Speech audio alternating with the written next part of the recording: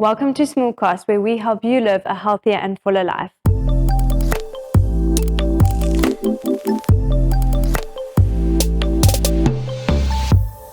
Today we have Dr. Tracy Flowers in studio with us. She is a functional medicine practitioner, and she focuses on hormones and how they affect our body. And yeah, it's just so exciting to have you here today, Trace. It's so nice to chat to you, Meg. Yeah, tell us a little bit more about yourself, what inspired you to go into that sort of field. Yeah, give us a rundown.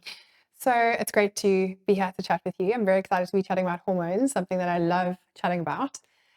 So I trained as a conventional doctor through the normal medical system, and I've always been interested in practicing in a way that is holistic. So looking at the body as a whole. And through my own health journey, it has been something that's been really pivotal to not just see things as symptoms and not just kind of patch over the problems, which conventionally is often what gets done. So for me, really digging down into the underlying issues as to why someone is having certain symptoms is really important.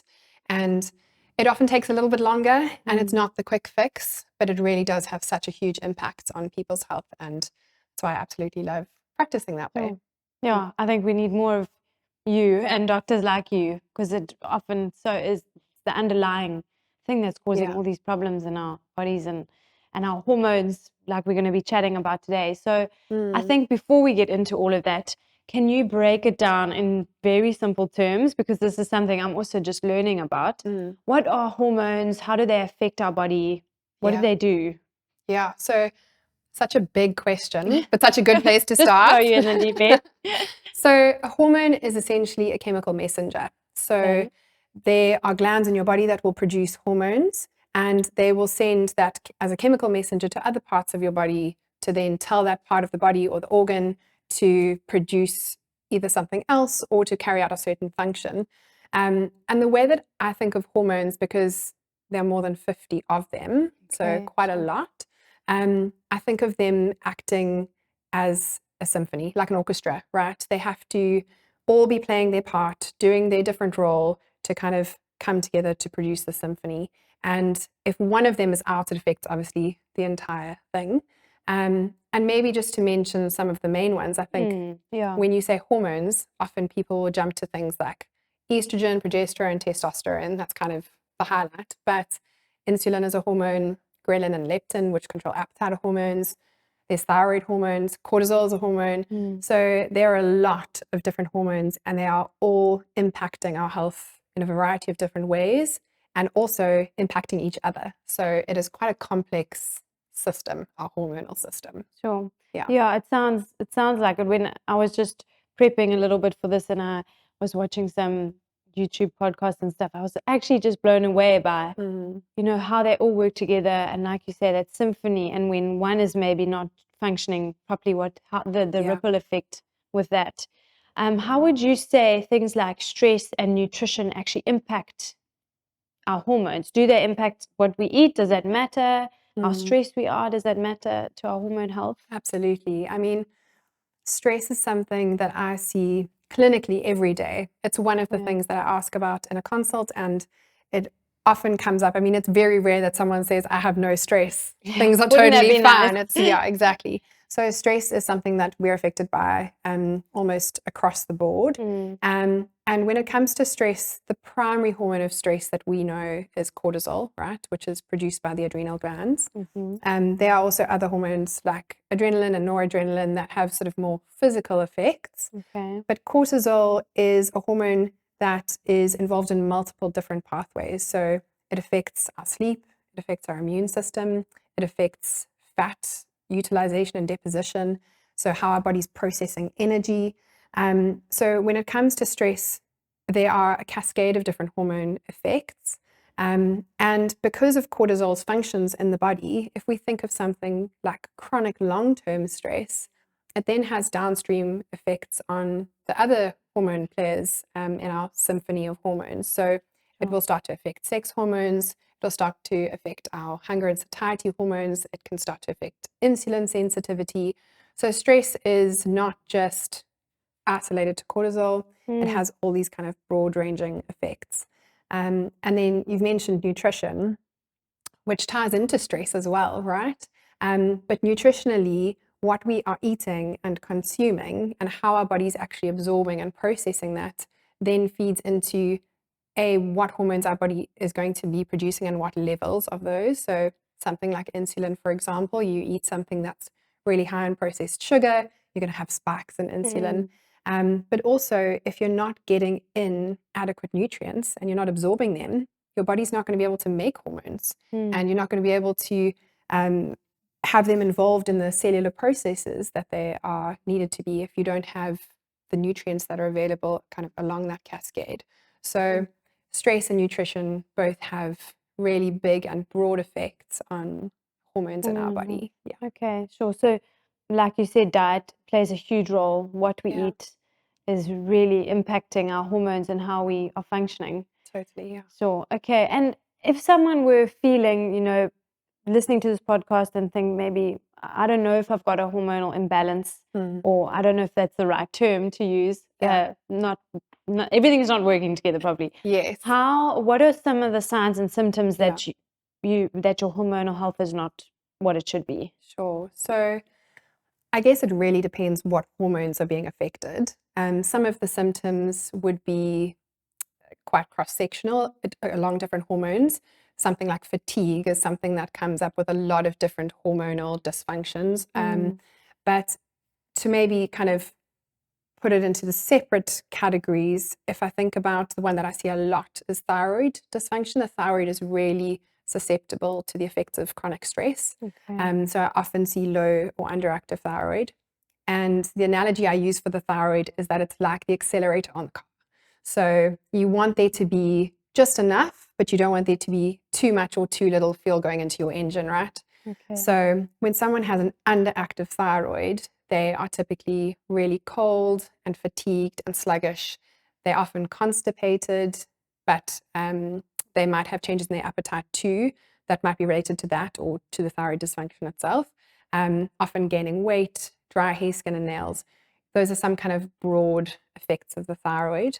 And then in terms of sex hormones, those ones, I think for women are often easier to pick up on because we will often then see changes in the menstrual cycle. So things like PMS or irregular cycles and not ovulating is a big one.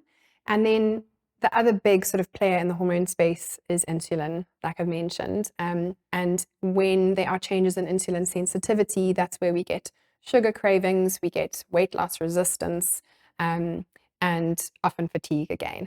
So there's quite a broad range of signs and symptoms. And so it's really helpful to work with someone that knows the kind of intricacies of all of these things. Exactly. Yeah, because I mean, those symptoms that you mentioned, I just think of myself. I've got 2 tiny children at home. I know you do too. Yeah. I feel like I'm constantly fatigued. Yeah. And it's like figuring out, do I take the next step and actually find out what's going on? Yeah.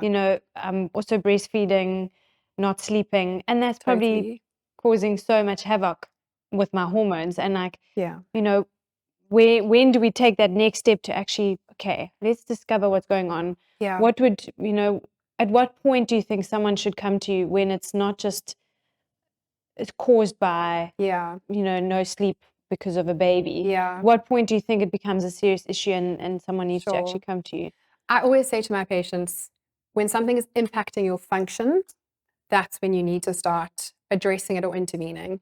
So if you are fatigued, but you're actually able to function, and especially with fatigue, a big thing is that if you rest, do you then recover? Then do you kind of, do your energy levels improve?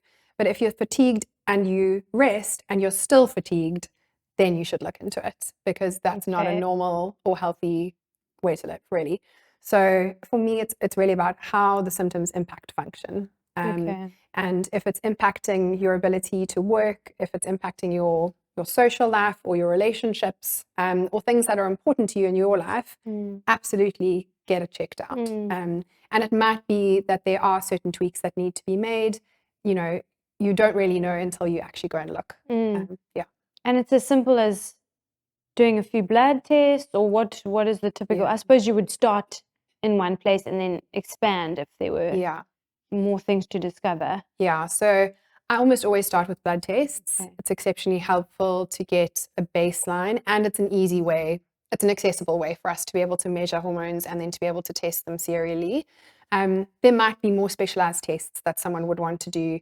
When it comes to hormones, you can do urine testing, there's gut testing options that you can look at as well. But really for me, symptoms and blood work and a good examination kind of go 95% of the way. Okay. Yeah. Awesome. And in terms of periods in our lives where our hormone changes make more of an impact, I think of when I was pregnant and then had my babies, and like the baby blues straight after you've got your baby, and it's like you're quite depressed, and I mean that's that drop in estrogen and progesterone. Are there other times in our lives for men and women where there's big changes that we should know? Because I think it's really important to know, okay, this is probably hormonal, this what I'm feeling or what I'm going through. Are there other times where we should note? Yeah, so the big ones, obviously pregnancy and postpartum.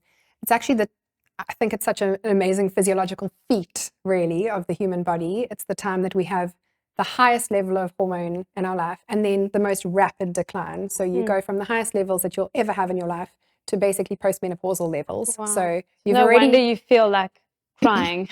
Exactly. So you've navigated that already. You can tick that box twice.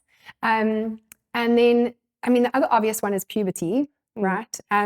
What's different in puberty is that you have a maturation of the whole brain, adrenal, ovarian or testicular axis. So the kind of whole system is calibrating. Your whole body is trying to figure out what hormones to produce and when and in what amounts, etc. So that's quite a turbulent time. So teenagers, I think the kind of stereotypes that we have about teenagers make sense, right? They're going through this massive calibration of everything. And then towards later life, there's perimenopause, menopause for women, and then not oftenly spoken about is andropause. So men go through a similar type of process, essentially where testosterone, growth hormone, and DHEA levels are declining as well. And that's not as clear-cut as menopause.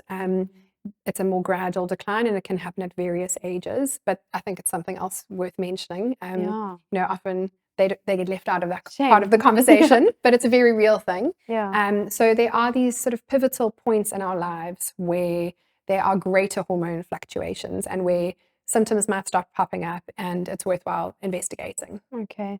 So, for example, you've got a teenager, they're going through puberty, and their hormones are doing all the things.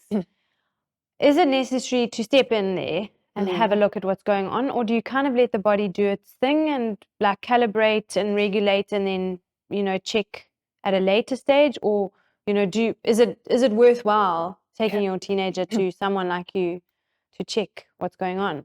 Puberty is probably the one exception that I would make for there to be hormonal irregularities. I think it's still worthwhile supporting a teenager as they go through puberty to make sure that their system is kind of scaffolded enough so that they have the basic building blocks, that their gut is doing well, they have all the nutrients that they need, that their stress levels are in check, that they're sleeping well, etc. But I probably wouldn't necessarily intervene. Whereas someone later in life, maybe sort of mid-20s, 30s, that is having clear hormonal symptoms and detectable hormonal imbalances, that's probably when I would rather intervene. Okay.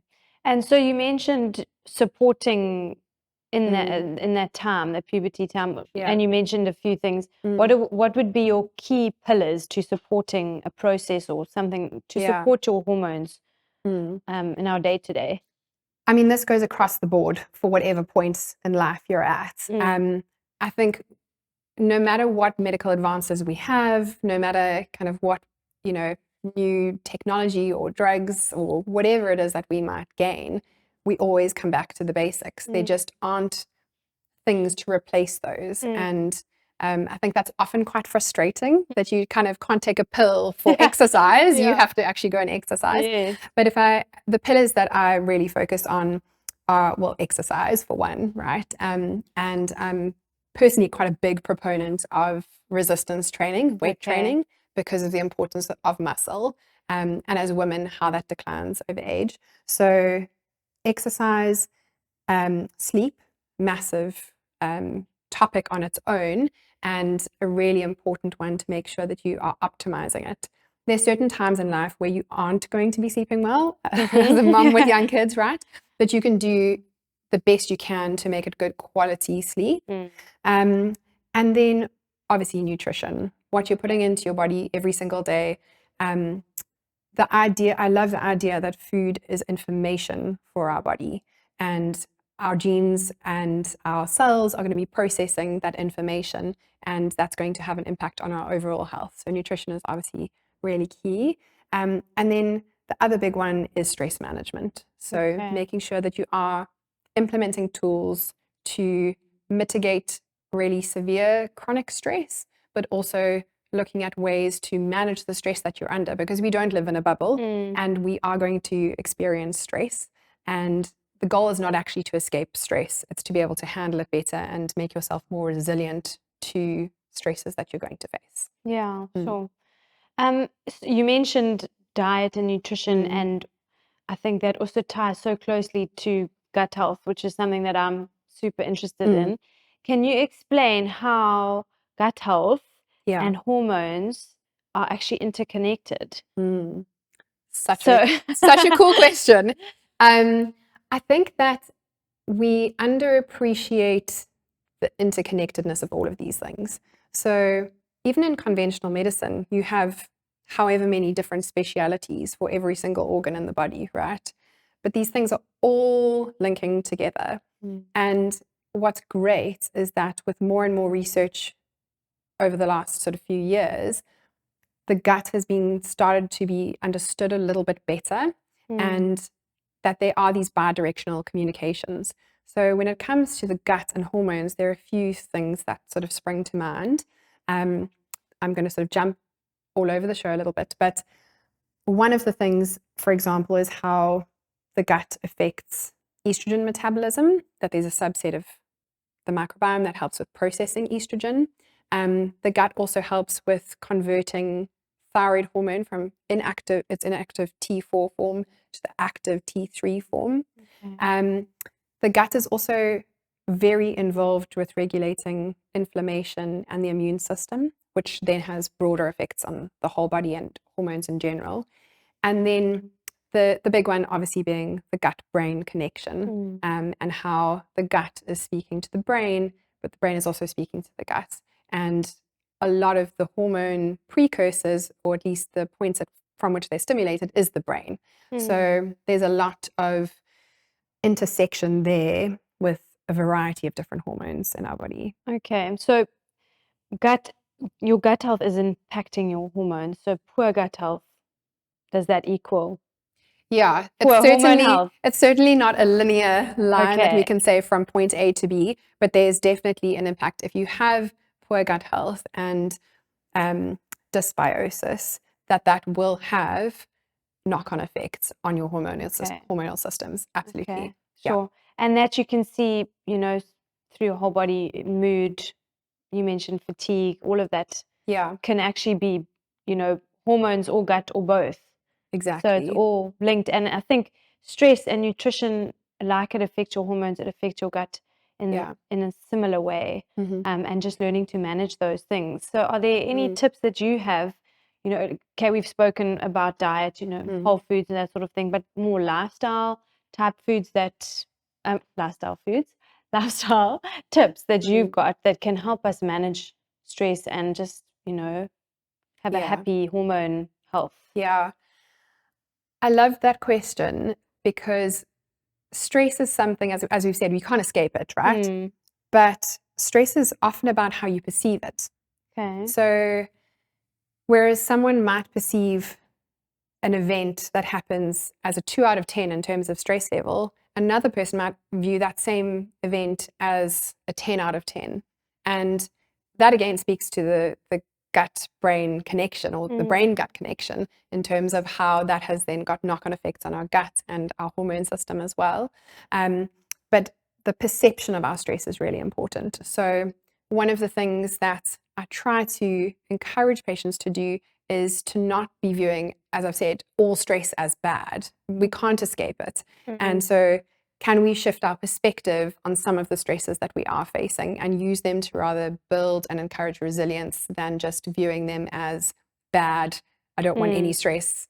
This is going to have a negative impact on my health, etc. Right? Okay. But then very practically, there are also things that we should do to try and manage our stress more actively. And those are often restorative types of things. So things that slow us down. A lot of the things that we're doing in our daily lives are go, go, go, very busy. There's a lot, right? The productivity element, the screens, the being available all the time.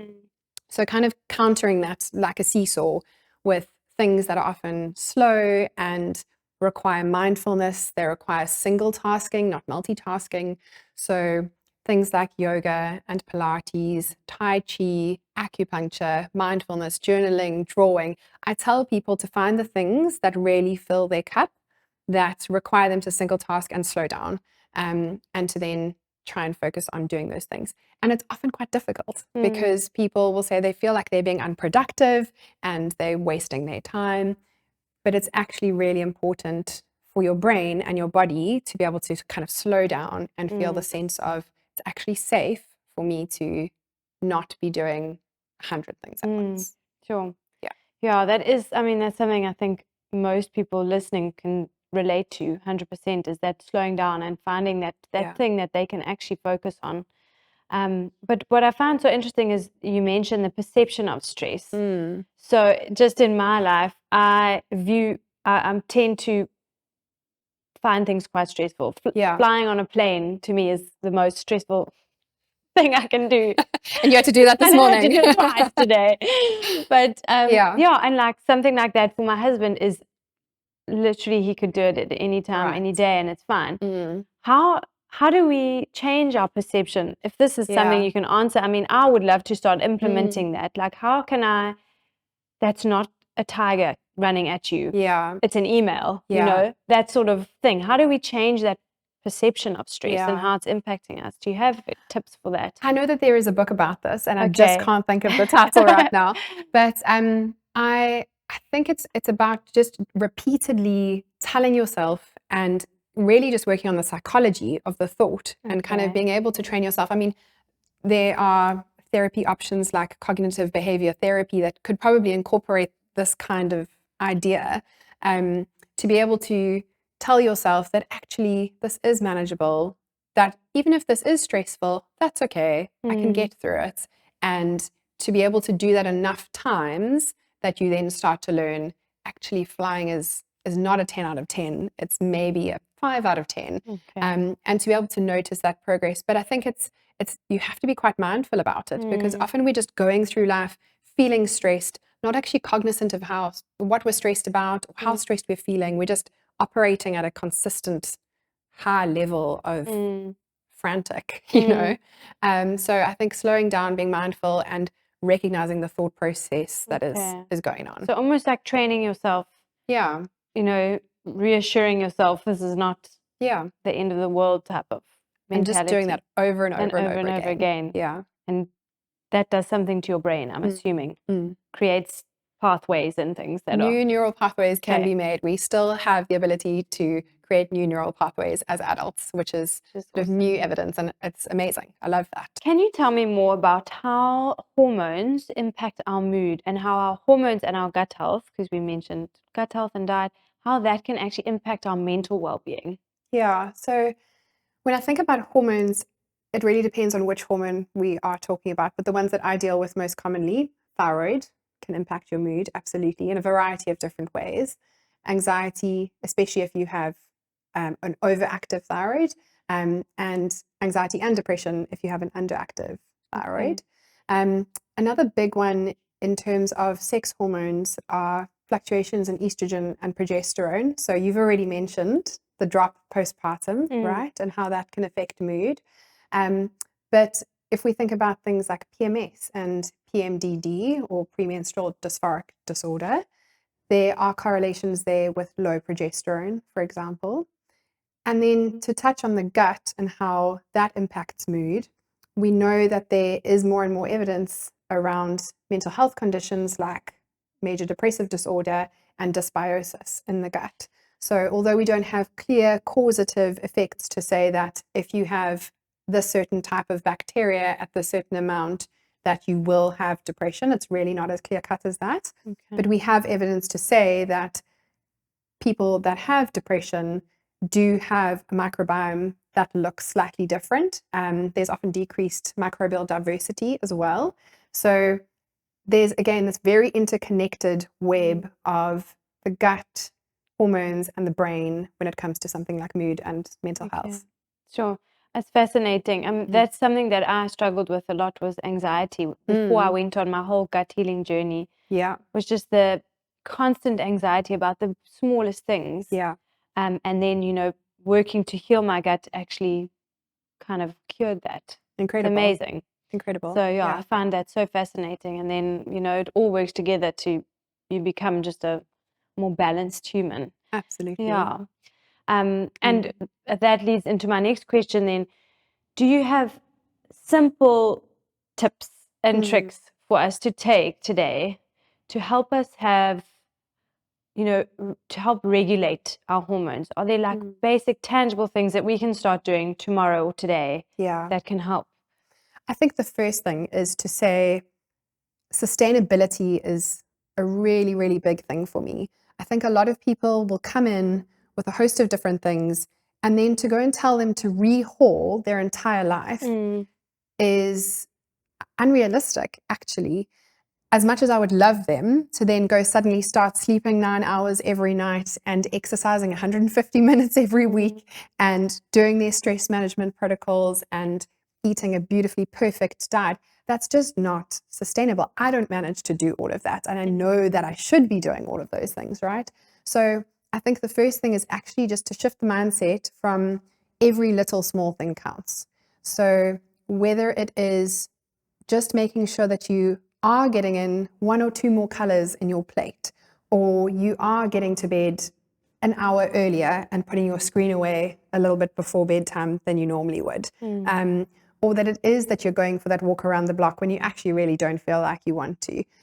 So taking those small steps, and rather being minded like that than saying it's all or nothing. Because we can fall into that trap of saying, I have to eat perfectly, and if I don't, well, then I might as well just eat cake all day, right?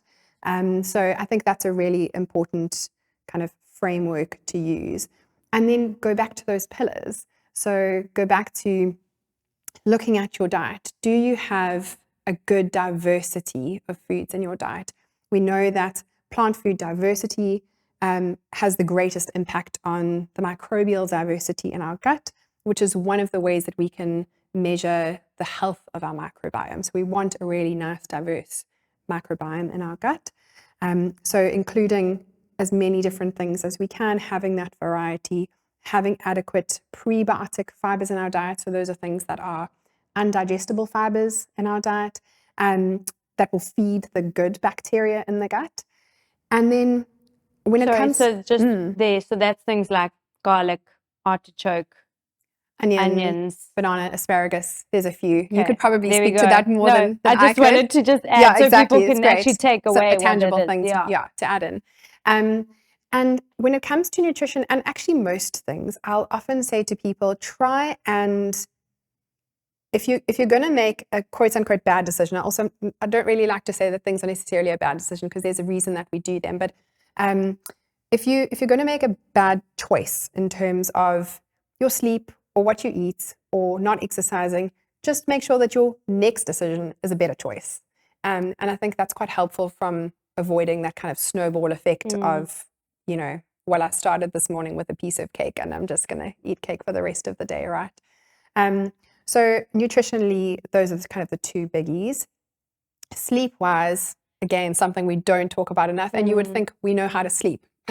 We do this all the time. We spend over half our lives sleeping.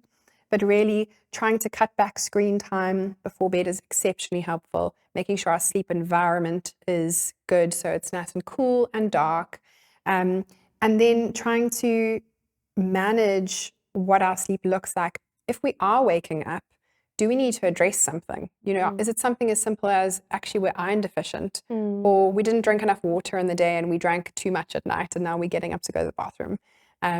Are there things that you can very practically address so that you're getting good quality sleep? Do you snore because you maybe have allergies and you actually just need to address your allergies, and that will improve your sleep quality? Exercise, we know this, right? I think my encouragement and my hope would be that someone would take away a practical outtake of just going and lifting some heavy things. I think will have a broad range of really good impacts on their health overall. And then that stress management that we've chatted about. I think having a toolbox for yourself of a variety of different things that you can pull from that you then enjoy is really nice to be able to do. And just even if it's something as simple as being mindful in your day when you wash your hands or have a cup of tea or pat your dog, that you're just taking a moment to be present and slow down intentionally for 30 seconds, and doing that multiple times a day. So in terms of practical tools, I think these are things that everyone's heard. Yeah, I know. It's almost like it's that simple. Can it actually be that simple? Right. It's that simple, but it's so complicated because there's so much that goes into it. But again, I think even just picking one or two of those things will have a greater impact than doing none of those things. Yeah. So, yeah. Sure. Yeah, Trace, I mean, this is so fascinating. I feel like it's something you could probably also talk about for hours. Is there anything? Yeah.